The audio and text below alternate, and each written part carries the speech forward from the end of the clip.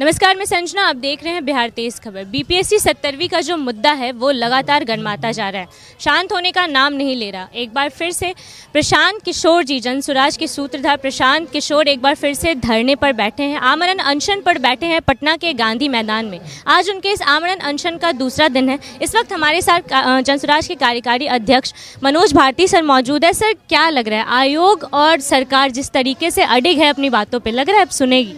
कोशिश तो यही है कि वो सुने।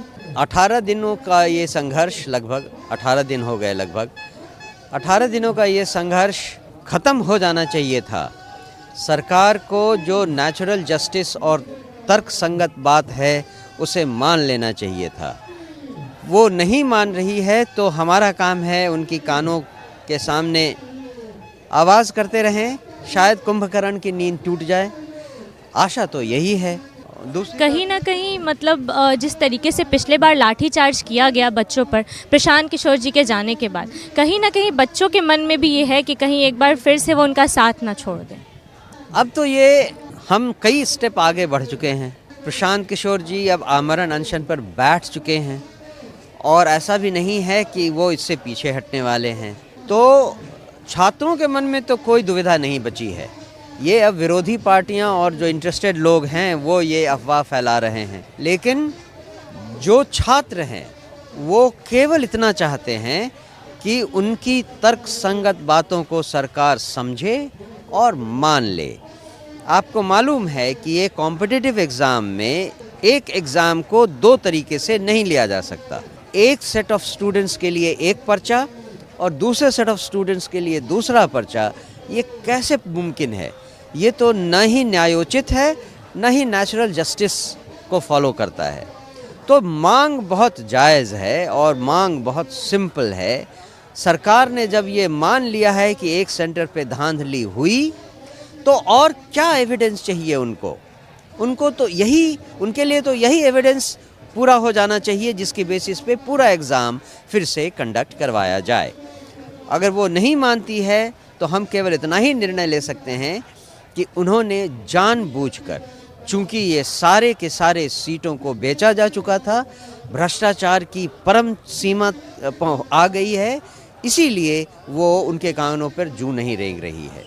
सर, कल भी जो एग्ज़ाम होने वाला है, कल 4 तारीख है, कल भी एग्ज़ाम होने वाला है, तो क्या लग रहा है वो एग्ज़ाम होने दीजिएगा आप लोग, मतलब वो होगा? हाँ, हम तो ये कह रहे हैं कि वो एग्ज़ाम के होने ना होने से कोई फ़र्क नहीं पड़ता, क्योंकि जब पहला ही एग्ज़ाम गलत था तो उसके बाद होने वाला हर एग्ज़ाम उसको पार्ट एग्ज़ाम कह लें। ये पार्ट एग्ज़ाम तो सरासर गलत होगा।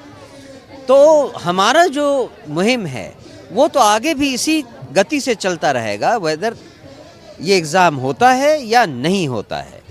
और आशा यही है कि सरकार अपनी बात समझेगी और हमारी बात को मानेगी। सर, कहीं ना कहीं ऐसा तो नहीं है कि जैसे जिस तरीके का छात्र विरोध कर रहे हैं एनडीए सरकार का, अब जो विधानसभा का चुनाव होने वाला है उसमें एनडीए को क्षति होने वाली है, लग रहा है ऐसा?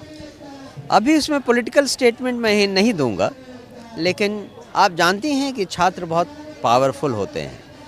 उनके गुस्से को झेलना किसी के लिए भी बहुत ख़तरनाक है।